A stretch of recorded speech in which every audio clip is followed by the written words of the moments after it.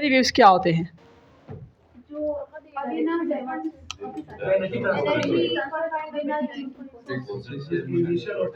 अच्छा, well done, शाबाश, very good. अभी मेरी बारी है।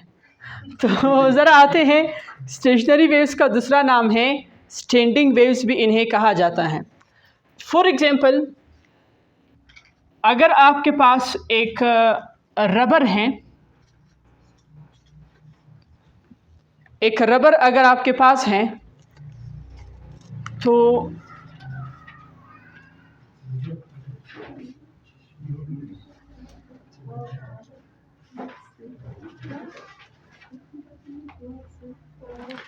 ज़रा देख लीजिए इस बात को। अगर आपके पास एक रबर है जिसका आप लोग पश्तो में पैसों वाला रबर कहते हैं, रबड़ आप लोग कहते हो, सही है, मेरी इंग्लिश वाला लफ्ज़ यूज़ कर रहा हूँ। तो मैं ये कह रहा था कि अगर आपके पास वो रबर मौजूद हो तो उसको जब आप खींचते, आप उसको ऐसे खींचे, किसी बच्चे को कह दे कि इसको खींचो, खींचने के बाद उसको कहो कि इसको दरमियान से प्लग करो। क्या करो? प्लग। जो वो यहाँ से प्लग करेगा, तो प्लग करने के बाद आप देखेंगे उसमें एक खूबसूरत पिक्चर बनेगी जिसको कहा जाता है लूप। इसे क्या कहा जाता है? लूप कहा जाता है। लूप या लूप्स बनेंगे, और उनकी शेप कैसे होगी वो मैं आपको बता दूं, और वो उस तरह से क्यों बनेगी वो भी मैं आपको बता रहा हूं। सबसे पहली बात तो ये है कि आपने रबर को दोनों सिरों पर स्ट्रोंग, मजबूती के साथ पकड़े रखा था। मैंने उसको शो किया हुआ है इन दीवारों से, इन वॉल से। These are the strong supports. ये क्या है? स्ट्रोंग सपोर्ट्स हैं जिससे आप किसी चीज़ के दो सिरे मुकम्मल तौर पे क्या कर सकते हैं? कॉन्फाइंड कर सकते हैं। तो अब क्या हुआ, जब उसने दरमियान से प्लग किया तो प्लग करने के बाद क्या होगा? उसमें लूप्स बनेंगे। लेकिन वो लूप बनेगा ही क्यों, उसको ज़रा देखते हैं। उसकी वजह ये है कि एक बार वेव कैसे ट्रेवल करेगी? इस पॉइंट से लेके इस पॉइंट तक आएगी, ऐसे आएगी। ये बात समझ आई कि नहीं? लेकिन अब चूंकि आपने उसको कॉन्फाइंड किया हुआ है तो इसी वजह से वो दोबारा आगे जाने की बजाय क्या हो जाएगी, या दूर जाने की बजाय क्या हो जाएगी? रिफ्लेक्ट बैक हो जाएगी। ये इस तरह से हो जाएगी, दोबारा इसे आ जाएगी। पॉइंट समझ आ रहे कि नहीं यार? अब देखिए, इसको कहते हैं loop. This is called loop. ये क्लोज्ड पाथ क्या कहलाता है? लूप कहलाता है।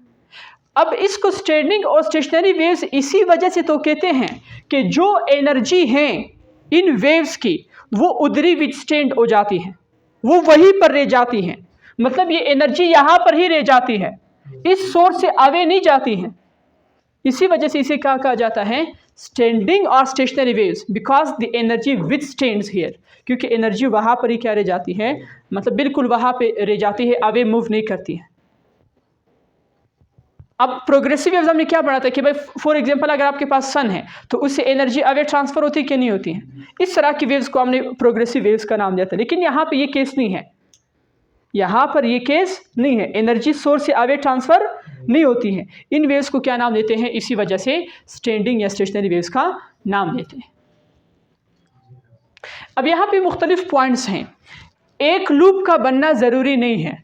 हम स्टडी करेंगे कि stationery waves in a stretch string, हम स्टडी करेंगे कि ये डिपेंड करेगा कि आप कहाँ से प्लग कर रहे हो और कितने फ्रीक्वेंसी से प्लग कर रहे हो उसको, उसकी फ्रीक्वेंसी किस चीज़ पे डिपेंड करेगी। ये सारी चीज़ें हमने पढ़ने हैं। फिर उसके बाद देखने कि कितने लूप्स बन सकते हैं, किस फ्रीक्वेंसी के लिए कितने लूप्स है और किस फ्रीक्वेंसी के लिए कितने लूप्स। तो बार के ज़रा इसको देखते हैं। यहाँ से हमें कुछ पॉइंट्स मिलते हैं। यहाँ पे आप देख रहे हैं, मैं इस डायग्राम को अगर थोड़ा सा मज़ीद एक्सटेंड करूं ताकि मुझे समझाने में काफ़ी ज़्यादा आसानी हो जाए तो वो बेहतर होगा।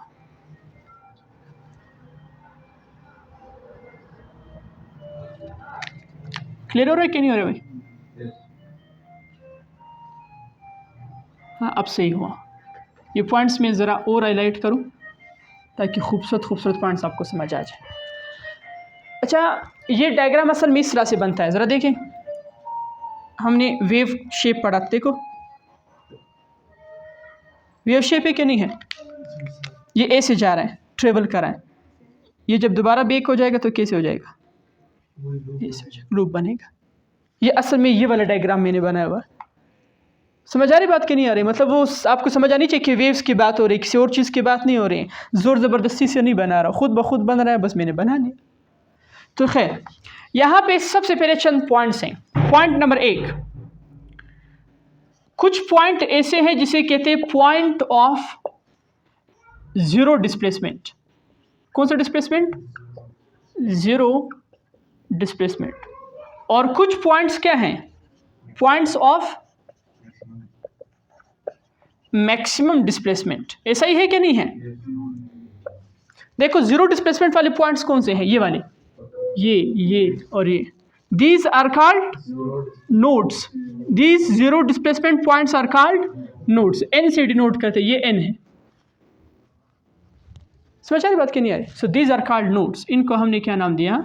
नोड्स का नाम दिया। और बताओ ज़रा, पॉइंट्स ऑफ मैक्सिमम डिस्प्लेसमेंट ये है, ये इनको क्या नाम देते हैं? Anti nodes. And it is denoted by A. ये आपके पास हुआ एंटी नोड्स। क्लियर है? देखो एंटी नोड्स हैं, कोई इशू तो इसमें नहीं है। नेक्स्ट पॉइंट, ये भी आप इसको कह सकते हैं कि point of zero amplitude, point of maximum amplitude. और मज़ीद ज़रा देखें, द डिस्टेंस बिटवीन, गौर के साथ देखो, distance between two consecutive nodes and distance between two consecutive antinodes is equal to what? यहाँ पे भी चप्पल वगैरह भी पड़े हुए नाले को। मैं क्या पूछ रहा हूँ आपको? मेरा सवाल समझ आए कि मैं क्या पूछ रहा हूँ? हाँ तो बताओ क्या पूछ रहा हूँ? हाँ वेवलेंथ पूछ रहा हूँ, कितना वेवलेंथ होगा? दो कॉन्जिगेटिव नोड्स या दो कॉन्जिगेटिव एंटी नोड्स के नालायक को एक साथ सब हो चुकी है। नालायक को इधर देखो ज़रा, कॉमन सेंस। अभी इधर डायग्राम मैंने क्या बना, इधर ज़रा कॉमन सेंस यूज़ करो। पूरे वेव में कितना बनता है यार? यहाँ से लेके यहाँ तक कितने वेवलेंथ बनते हैं? एक वेवलेंथ बनता है कि नहीं बनता है? मैंने तो सिर्फ अभी ऐसा किया है। अभी आप लोग इस चीज़ से क्यों परेशान हो जाते? पूरा क्या है? लेमडा है कि नहीं है? मैं क्या पूछ रहा हूँ, आप लोग क्या बता रहे हो? इसको जब हाफ करोगे ये एक लूप का, तो इसके ये आपके पास क्या आएगा? लेमडा बाई 2 आएगा कि नहीं? सॉरी 4 किधर से 2। बात अभी समझ आ रही है जो मैं कह रहा हूँ? टोटल कितना है यहाँ से लेके यहाँ तक? 1 लेमडा। और हाफ करोगे तो एक लूप के लिए क्या हो जाएगा? यहाँ से लेके यहाँ तक। This is lambda by 2। कोई इशू तो नहीं है? दो कॉन्जिगेटिव नोड्स के दरमियान डिस्टेंस कितना है अब? या दो कॉन्जिगेटिव एंटी नोड्स, उनके दरमियान भी डिस्टेंस कितना है? लेमडा बाई 2 है।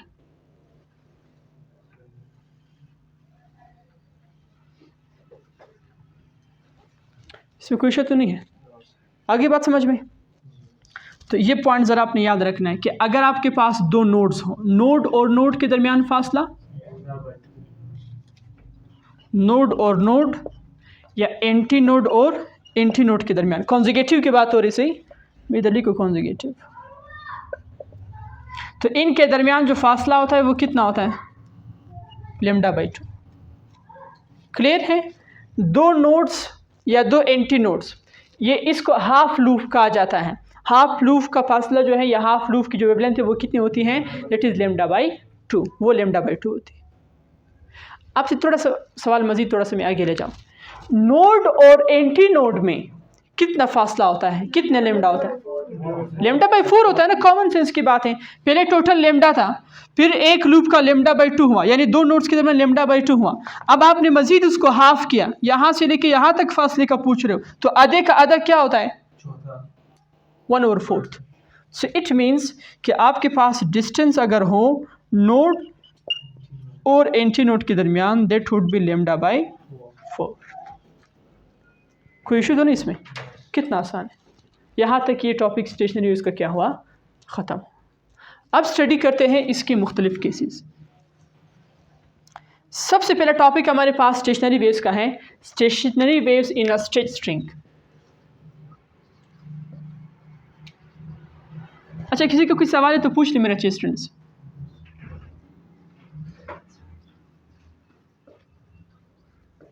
String,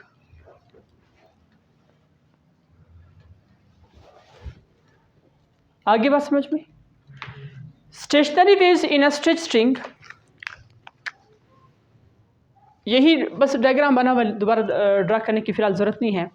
stationery waves in a stretch string में स्पीड, आप लोग को मैं बता चुका था कि स्पीड का एक फार्मूला होता है,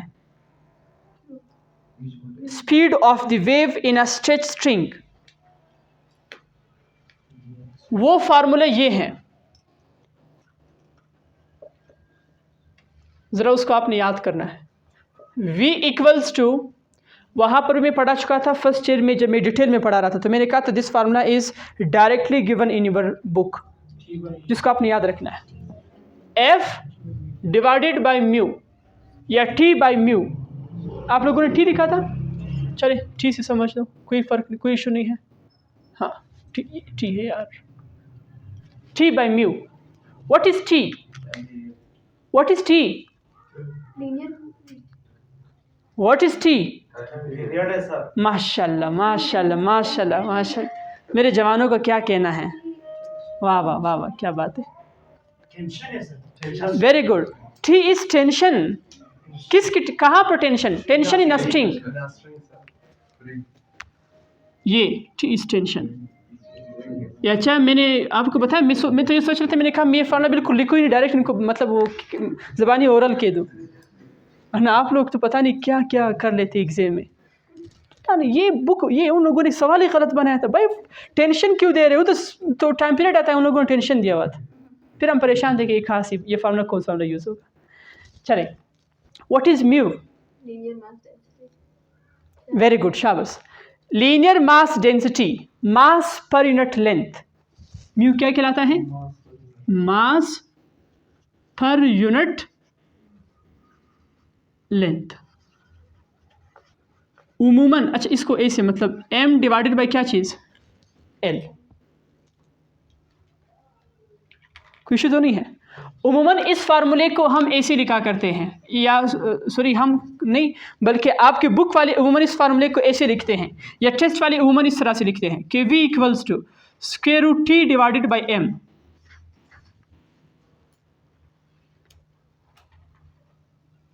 बात समझ आ रही कि नहीं आ रही? ये फार्मूला इस तरह से क्यों लिखते हैं, उसकी वजह ये है कि यहाँ पे अगर बात करें यूनिट लेंथ की, किस चीज़ की? Unit length is that length which is 1 metre, जो कितनी मीटर हो? 1 मीटर। तो फिर जब लाजमी सी बात है मास पर यूनिट लेंथ होगा तो m अपनी जगह पे, l की जगह पे 1 मीटर लगाओ तो ये m/1 वापस m आएगा कि नहीं आएगा? तो इस वजह से वो अगर ऐसा लिखे, एग्जाम के अंदर ऐसा लिखा हो या कोई MCQs में आपको दे दो उसमें इस तरह से लिखा हो, तो फिर आपने परेशान नहीं होना है कि इन्होंने गलत लिखा, ये क्या है। असल में ये m कहाँ से आता है? मास per unit length, unit length की जगह 1 मीटर लगाते। आगे बात समझ में। लेकिन फिर भी आपने याद रखना है कि T का यूनिट क्या है? टेंशन का यूनिट, टेंशन एक फोर्स है ना, अभी मैंने F लिखा था, न्यूटन। और M का यूनिट क्या है? वेरी गुड, kg नहीं, यहाँ पर kg क्यों होगा? kg पर मीटर, समझा रहे? वेरी गुड, क्योंकि लेंथ यहाँ पे 1 है, नारे को यूनिट लेंथ गिवन है kg पर मीटर। जुबैर जो असल में बता रहा था वो इस मीटर के बारे में बता रहा कि इसमें सर मीटर लाजमी आएगा, ये लोग मीटर को मिस नहीं करेंगे, मतलब मिस करेंगे, आपने इसको फिर लिखना है। वेरी गुड, शाबाश बच्चे, वेल डन। तो इसमें कोई इशू तो नहीं है, आ रहे सबको, आप लोग तो आंसर है, हर चीज़ पे आंसर है यार। तो ये आपके पास क्या kg पर मीटर है। सो this is actually the speed of wave in a stretch string. कौन से वेव्स की बात हो रही? हाँ, ये पता होना चाहिए कि वेव की भी आप एक मतलब स्पेसिफाइड टाइप है, and that is stationary waves, और वो आपके पास क्या है? स्टेशनरी वेव्स हैं। चलिए अभी मेन चीज़ की तरफ आते हैं कि फ्रीक्वेंसी कैसे निकालते हैं किसी स्टेशनरी वेव्स की। अगर आपको स्पीड वगैरह गिवन है, स्पीड का ये फार्मूला हम लोगों ने पढ़, ये स्पीड ऑफ वेव है। सही, मैं ज़रा इसको लिखूँ, स्पीड ऑफ वेव कहाँ पर? इन अ स्ट्रिंग, ये याद रखें। मीडियम आपको डिफाइंड है। अभी ज़रा आते हैं सबसे इम्पोर्टेंट कॉन्सेप्ट्स की तरफ कि फंडामेंटल फ्रीक्वेंसी कैसे निकालते हैं, जिसको फर्स्ट हार्मोनिक भी कहा जाता है, जिसको ज़ीरो ओवरटोन कहते हैं, तो उसको कैसे निकालते हैं या उनका जनरल फार्मूला कैसे होता है। आपको फ्रीक्वेंसी गिवन है तो स्पीड कैसे निकालोगे, या फ्रीक्वेंसी और स्पीड गिवन है वेवलेंथ कैसे निकालोगे, तो ये सारी चीज़ें अभी हम इसकी तरफ आते हैं। चलिए नेक्स्ट वन ज़रा बताएं, फंडामेंटल फ्रीक्वेंसी।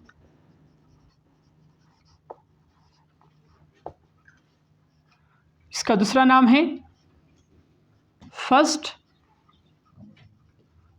हार्मोनिक और इसका तीसरा नाम है ज़ीरो ओवरटोन। ये मैं सारे अल्फाज इस वजह से लिख रहा हूँ क्योंकि एमसीक्यूज़ में कुछ इंपॉर्टेंट पॉइंट्स होते हैं जो मैंने आपको समझाने हैं। फंडामेंटल फ्रीक्वेंसी ऐसे फ्रीक्वेंसी को कहा जाता है, ऐसे फ्रीक्वेंसी को कहा जाता है which is required to produce one loop। वो फ्रीक्वेंसी जो दरकार हो एक लूप को प्रोड्यूस करने में, that frequency is known as the fundamental frequency which is known as first harmonic। तो फंडामेंटल फ्रीक्वेंसी समझ आई कि नहीं, बुनियादी फ्रीक्वेंसी कि एक लूप को प्रोड्यूस करने के लिए जितनी फ्रीक्वेंसी दरकार होती है उसको ये कहा जाता है। इसी वजह से इसको फंडामेंटल बुनियादी कि सब की बुनियाद ये होगी। बाकी जो आगे आपके पास रिजल्ट आएंगे टू लूप्स के लिए वो भी ऑन द बेसिस ऑफ क्या आएंगे, फर्स्ट वाला आएगा। फिर अगर जो है वो 3 लूप्स के लिए आए वो भी ऑन द बेसिस ऑफ क्या आएगा, फर्स्ट वाला। तो बुनियाद किस चीज़ की हुई, ये आपके पास फंडामेंटल फ्रीक्वेंसी। अच्छा ज़रा देखते हैं, आप लोग ज़रा बताएं, ये फंडामेंटल फ्रीक्वेंसी में एक लूप ऐसे बनता है।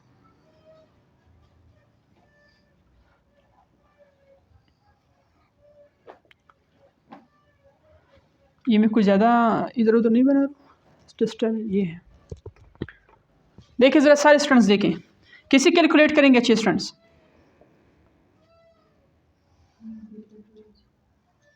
जी बच्चे, यहाँ से लेके यहाँ तक इसको कहा जाता है लेंथ ऑफ द स्ट्रिंग। क्या कहा जाता है, स्ट्रिंग की लेंथ। कौन सा स्ट्रिंग, जो आपने लिया हुआ है, सही, जिसको आप स्ट्रेच करोगे, दरमियान से प्लग करोगे, मतलब वो जो रबर वाली मिसाल है, बेस्ट एग्जांपल है। घर में जाके बच्चों के साथ खेलने में उसी चीज़ का मदद ले लें, उनको कह दे कि आज एक गेम खेलते हैं, स्टेशनरी वेज का गेम खेलते हैं, क्लियर है। तो बच्चे अगर आपकी तरह होंगे तो फिर वो कहेंगे नहीं गौर दुरुस्त है सबक बल का, हालांकि सबक कुछ पढ़ा ही नहीं होगा, गौर दुरुस्त पे सबक लगे तो। लेकिन अगर वो आपसे बिल्कुल हट के हैं, आपके अपोजिट हैं, तो फिर वो कहेगा लाजमी सी बात है, बिल्कुल करना है। फिर वो सुबह से शाम तक स्टेशनरी की खेल खेलता रहेगा। जी बच्चे, वेरी गुड, चले खैर है। देखें, सुने बच्चों को इस पे आदी करवाएं, अपना टाइम प्रॉब्लम सॉल्विंग पे लगा लें। आप लोग को मौका मिल गया बातों करने का। इधर देखें, ये इसकी लेंथ क्या कहलाती है, एल से डिनोट करते हैं। इस लेंथ में जिसमें कितने लूप बन रहे हैं, एक बन रहा है, इसमें कितने वेवलेंथ्स हो सकते हैं, तसरी के साथ देखें कितने वेवलेंथ हो सकते हैं। लैम्डा बाई 2 हो सकते हैं कि नहीं यार, अभी इधर लिखा भी है कि दो नोड्स के दरमियान फासला क्या कहलाता है, lambda by 2। So this equals to lambda divided by, याद होना चाहिए। लेंथ आपको कितनी गिवन है, एल गिवन है स्ट्रिंग, इसके अंदर वेवलेंथ कितने हुए, लैम्डा बाई 2 हुए। यहाँ पे देखिए बच्चे, मैं असल में बात कर रहा हूँ कि कितनी फ्रीक्वेंसी दरकार होगी एक लूप को प्रोड्यूस करने में। वही चीज़ तो हमने मालूम करना है, जिसको डिनोट किया जाता है F1 से, फंडामेंटल फ्रीक्वेंसी, फर्स्ट हार्मोनिक जिसे कहा जाता है। उम्मन होता इस तरह से है, अगर आप इसको प्लग करते हैं सेंटर से तो एक लूप प्रोड्यूस होता है, फिर थोड़ा सा आपके फिर जो है आप थोड़ा सा इस साइड पे आ जाएं, फिर उसके बाद 2 लूप्स प्रोड्यूस होंगे, इस तरह से 3 लूप्स एंड सो ऑन। तो कितने फ्रीक्वेंसी से वो लूप प्रोड्यूस होते हैं वो हमने कैलकुलेट करना है। बताए कैसे कैलकुलेट करो, आप लोग थोड़ा सा हिंट तो दे दो ना मुझे। Very good, V equals to F lambda, basic equation है, वहाँ से F कैसे निकालोगे, F equals to, well done शाबाश, V डिवाइडेड बाय, बताओ, लेमडा, वेल डन, शाबाश मेरे चीज। ये F1 है तो ये फिर क्या होगा, ये क्या होगा, ये क्या होगा, 1 लगाओ या नहीं? अगर नहीं लगाओ तो फिर रीज़न बताओ क्यों नहीं लगाओ। जरूरत ही नहीं है सर। ज़रूरत क्यों नहीं है? नाले की तो पूछ लो। ज़रूरत नहीं है, बताया ना। पूछो बच्चे। स्पीड कांस्टेंट, क्यों कांस्टेंट? क्योंकि स्ट्रिंग है सर। स्पीड सेम है क्योंकि मीडियम सेम है। स्पीड तो तब तब्दील होता है जब मीडियम तब्दील होता है। अगर आप लोग को याद था, मैंने बताया था रेयर से डेंसर में आए, डेंसर से रेयर में, तो तब जाके स्पीड तब्दील होता था। कैसे नहीं कि आपके ज़हन में कॉन्सेप्ट है कितना आसान है, ये बस स्पीड भी तब्दील हो जाएगी, इधर भी 1 लगाओ, हर जगह पे 1 1 लगा रहे, तो स्पीड तब्दील नहीं होगा because medium is not changing, medium is same. Speed only change when medium gets changed. So यहाँ पे कोई सबस्क्रिप्ट 1 2 3 एंड सो ऑन नहीं लगाएंगे। लेमडा के साथ क्या लगाएंगे? बोलो भाई। लेमडा के साथ 1 लगाएंगे क्या नहीं? लगाओ नहीं लगाओ आपकी अपनी मर्जी है, नहीं लगा। क्योंकि इसको मैंने ख़त्म करना है। ज़रा देखें लेमडा की वैल्यू यहाँ से कितनी आएगी?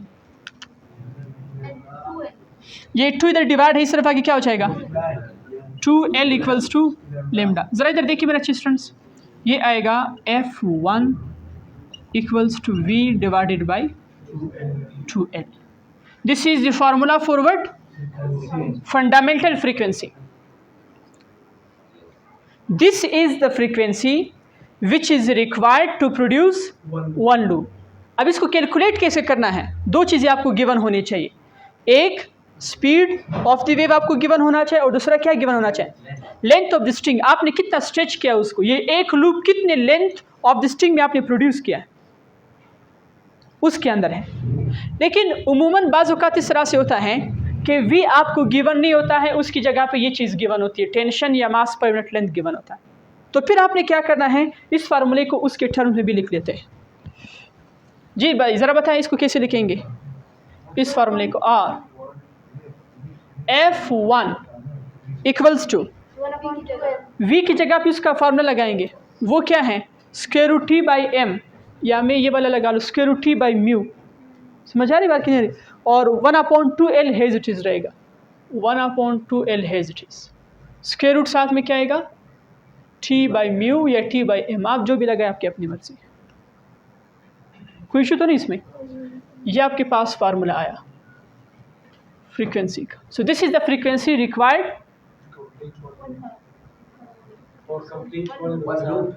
To produce 1 loop. नालायको टू प्रोड्यूस के एक लूप को पैदा करने में जितनी फ्रीक्वेंसी दरकार है वो ये है। और इस फ्रीक्वेंसी को क्या कहते हैं?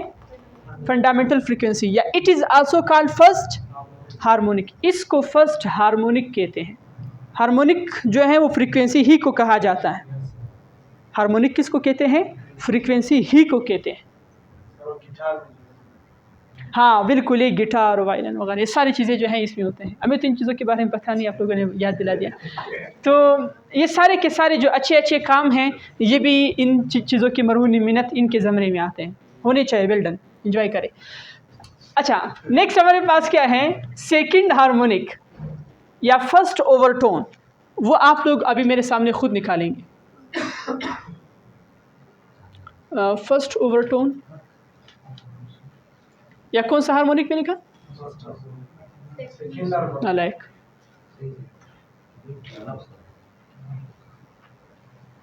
Second harmonic. अच्छा बताएं ज़रा इस क्या मतलब इस चीज़ का? इस पे हमने हमारा मकसद इसमें क्या होगा कि 2 लूप्स प्रोड्यूस करने में कितनी फ्रीक्वेंसी दरकार होगी, फिर इस तरह से 3 लूप्स के लिए, फिर 4 लूप्स के लिए, और एक जनरल फार्मूला हमने लिखना है। मैं सॉरी अच्छा जनरल फार्मूला यहाँ पे मैंने लिखना है। जब आप इसको कैलकुलेट करेंगे, कॉमन सेंस यहाँ से कैलकुलेट करते हैं। टोटल वेवलेंथ कितना है? Lambda. So L equals to lambda. L की जगह पे इधर फिर क्या लगाएंगे?